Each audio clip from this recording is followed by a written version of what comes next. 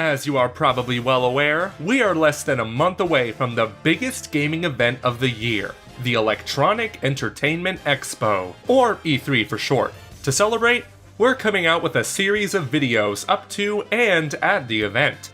So, all aboard the Nintendo hype train, girls and guys! That being said, today's topic is a serious one. E3 is like Christmas for us gamers, because we are gifted with the knowledge of upcoming titles and reveals that bring us childlike joy, and it only comes once a year. Maybe it's more like Hanukkah since it takes place over a few days, but whatever, you get the idea. E3 is an event we look forward to every single year, and if one show is mediocre, it kind of puts us in a mood. A sort of, we waited a year for this kind of mood.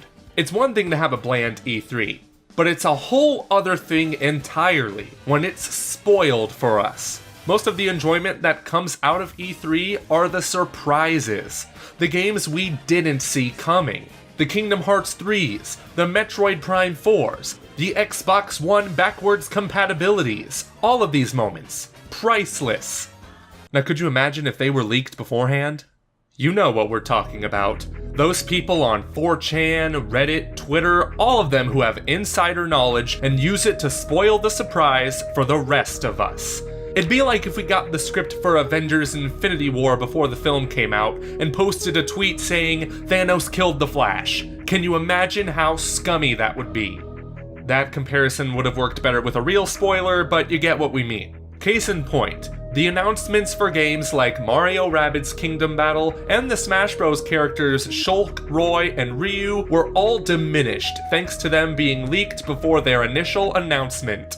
We didn't watch that Smash Bros. Direct with as much enthusiasm as we would have if we didn't know what was going to be revealed. Instead, we were like, Ryu, cool. That's what made the Cloud and Bayonetta reveals that much more exciting, because either you annoying leakers kept your mouths shut for once, or no one knew anything about these characters. Then there is the reveal of Mario Rabbids Kingdom Battle at last year's E3, which was a joy to watch. However, the joy would have been even greater had it not been leaked like 8 months beforehand. What's worse is that when the game's composer Grant Kirkhope said that he was working on a special project, a certain Laura Kate Dale spilled the beans that it was Mario Rabbids Kingdom Battle. To make it more disrespectful, she announced it on his tweet. This brings us to another factor. Video game leaks don't just ruin the surprise of an announcement, but they also damage the development cycle, which is vastly more important than any surprise. We tend to forget that game developers are people too, and no company demonstrated this better than Ubisoft at last year's E3, with the emotional reveals of Beyond Good and Evil 2, and of course, Mario Rabbids Kingdom Battle. We couldn't read game director Davide Soliani's mind when he cried during the reveal of his game, but we imagine that tons of emotions were flowing through his head. One of them being, oh my god, Shigeru Miyamoto was talking about my game, to, thank heavens all the negative press was for nothing. As we've stated before, this game was leaked months, almost a year before the official announcement. First it was the game itself, then the marketing campaign art. People on the internet, being the rational thinkers that they are, of course, crapped on this idea and were extremely vocal about it. Both Grant Kirkhope and Davide Soliani explained in an interview with Eurogamer that the leak was damaging to the team's morale, but they still powered through because they were confident enough in their product. As they should have been, because Mario Rabbids Kingdom Battle is amazing, a happy ending to a crummy situation. That being said, this proves that leaking is insanely disrespectful to the people who pour their heart and soul into these games like with Kingdom Battle. While it may not necessarily affect the final product, any damage to a development team's morale is not good for anybody. That's right, I'm talking to you, Walmart Canada! Walmart US wouldn't pull this crap! Do you not realize how much more exciting the reveal of Rage 2 could have been if you decided not to leak? I'm just kidding, who really asked for this? The game looks good though, I'll give them that. Now then, we could ask you, the game leakers, to stop leaking things, but that would be about as useful as asking a dog in a wheelchair to roll over. Instead, we're going to ask you guys, who hate leaks just as much as we do, to refrain from spreading such leaks and rumors. Even if they've been spread to the ends of the earth and back, you can help by not spreading them any further. Granted, I am kind of a hypocrite because I spent all day Monday talking about a certain rumor, but from now on, no more. I promise. Maybe. On top of that, you should consider unsubscribing from some of the channels that are spreading these rumors or leaks if you don't want E3 spoiled, at least until E3 is over. Remember, you just ruined the surprise for yourself by watching these videos. Honestly, leaking games is something that should be punishable by law. There's probably something in the Constitution that protects that, but I can't read cursive.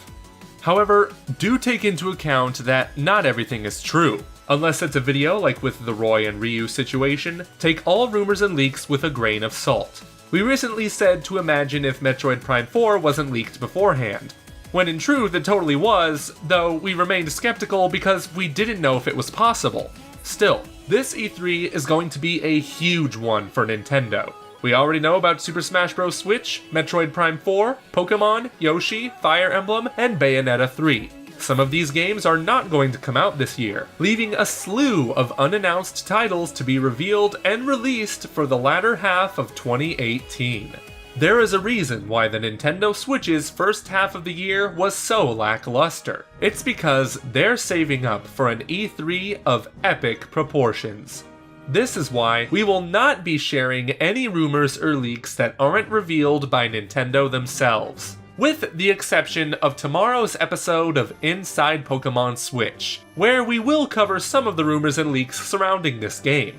It'll be the one time we actually cover these up to E3, so if you haven't heard about these Pokemon rumors and don't want to, maybe refrain from watching that episode. Other than that, we want E3 2018 to be a surprise for everybody, including ourselves. Bottom line, please refrain from sharing any leaks or rumors that could be detrimental to you or anyone else's E3 experience. We promise you that our channel, other than that Pokemon video tomorrow, will be a safe place to ride the E3 hype train all the way to June 12th. So, be sure to subscribe and hit the notification bell to celebrate with us as we come out with more E3 content in the coming weeks, including videos related to the Nintendo Switch, Super Smash Bros., and Pokemon Switch. We'd also like to thank our gracious patrons, including royal producer Kenyatta Ali, for their contributions to the realm.